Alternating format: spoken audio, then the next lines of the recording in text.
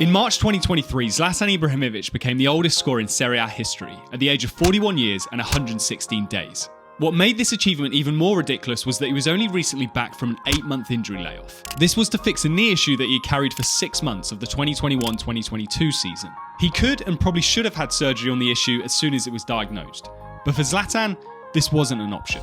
He knew he had a significant role to play in his side's quest for their first league title in 11 years. He couldn't risk not having his influence be felt in the dressing room and on the pitch. So he stuck it out. In that season, he scored 8 goals in 23 games, and as a 40-year-old man helped Milan to the Serie A title. In an Instagram post, he shared that he played without an ACL in his left knee. For 6 months, he had his knee emptied once a week, and he had to take painkillers every day. He made something impossible become possible. And at that point, you would have thought it's time for him to call it a day. Leave on a high and retire from the game. But no. He managed to secure himself a new 1-year contract despite Milan knowing that he would be out for most of the next season after having this knee surgery. And now he has come back, claiming that he feels he could continue playing for a few more years. What makes this remarkable is that in 2017 it was thought that Zlatan's career was over, after suffering his first serious knee injury for Manchester United at the age of 35.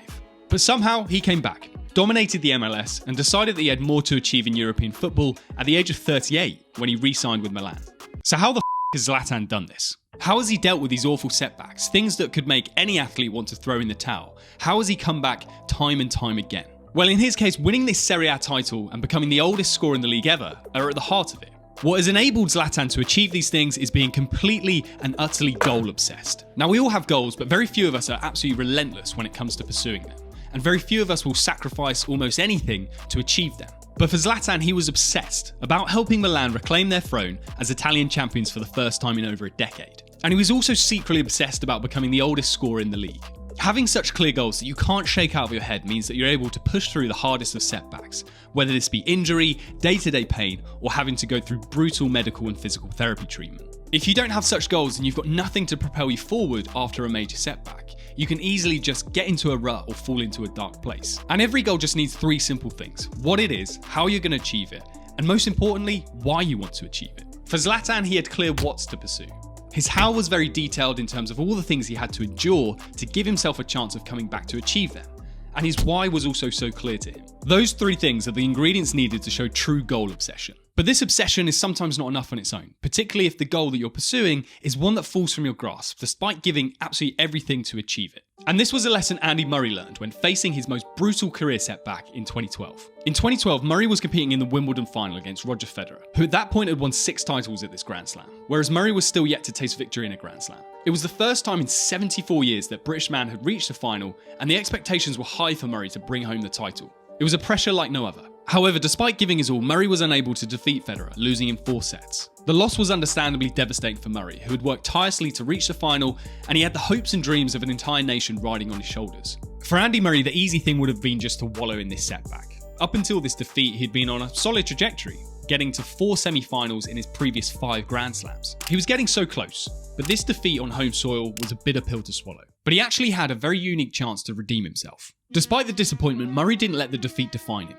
Instead, he used the pain of that loss as motivation to come back stronger. And just a few weeks later, Murray was competing in the Olympic Games in London, where the tennis was being held at Wimbledon. In the semi-finals, he faced Novak Djokovic, another formidable opponent. However, this time, Murray was able to defeat Djokovic in straight sets, securing his place in the gold medal match.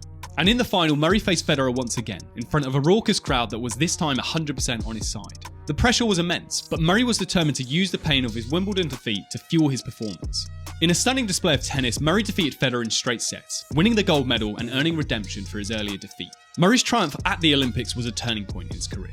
It showed he had the mental and physical toughness to overcome setbacks and perform at the highest level. He now knew what it took to win on the Wimbledon grass. He just hadn't done it in the competition that he most wanted to win. And with his renewed focus and belief in himself, just a year later, Murray was once again competing in the Wimbledon final, this time against Djokovic. The pressure was on, but Murray was more than ready this time. The pain felt a year earlier had propelled him back to centre court, and he looked a different man, stronger, more poised, and relentlessly focused. In a thrilling match on a hot July afternoon, Murray defeated Djokovic in straight sets to become the first British man in 77 years to win the Wimbledon singles title. The victory was a testament to Murray's resilience and determination. He'd used the pain of his 2012 defeat to motivate himself to become a better player and had worked tirelessly to achieve his ultimate goal. Murray's journey from defeat to triumph is a powerful example to show how setbacks and the pain they cause can be used as motivation for success. Instead of letting the pain of his defeat in 2012 consume him, Murray used it as fuel to become a better player. He wanted his revenge and was desperate to take the opportunity to get it so soon against Federer. And in such a short period of time, Murray had learned from his mistakes, made adjustments to his game, and worked tirelessly to make sure he would not suffer the same outcome. Pain is something we can either push away from or lean into.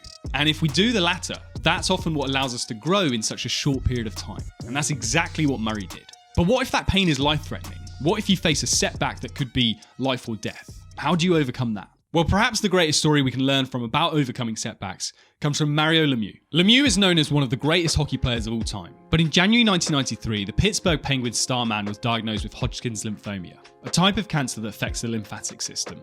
The diagnosis came as a shock to Lemieux and his family, but he was determined to fight the disease and return to the ice as soon as possible. Shortly after his diagnosis, he underwent chemotherapy, which involved treatment 5 times a week. The side effects of which include extreme fatigue, nausea, and loss of appetite, which are all obviously things an elite athlete doesn't want to experience. Despite this, Lemieux wanted to bounce back as soon as possible. For many people faced with this diagnosis, getting back to their craft would not even be on their mind. They would solely focus on just getting healthy again. But Lemieux was different. He just saw this as a setback, something that he had the power to overcome. And he honestly felt he could be back on the ice in a couple of months.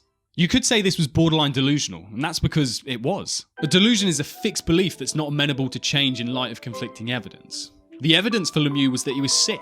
He needed to just rest. But for him, he had this unwavering belief that he could and would get back on the ice in no time. And sure enough, he responded to treatment incredibly well and was set to make his return only 2 months later. Despite this remarkable recovery, many doubted whether Lemieux would be able to regain his form on the ice. However, on the day of his last radiation treatment, Lemieux flew to Philadelphia to play against the Flyers, where he scored a goal and made an assist. When entering the ice, Lemieux earned a standing ovation from Philadelphia fans, a rare occurrence for any visiting player, much less a Pittsburgh athlete. It was quite ridiculous. A man who hours earlier was in a cancer treatment room, then charged around the ice playing at the highest possible level in his sport. Lemieux was not done for the season though. He went on a ridiculous scoring run for the rest of the season to win his 4th overall scoring title, beating out his nearest opponent by 12 points despite playing 24 games less. Lemieux's remarkable comeback from cancer and his subsequent dominance on the ice is a testament to his resilience and determination.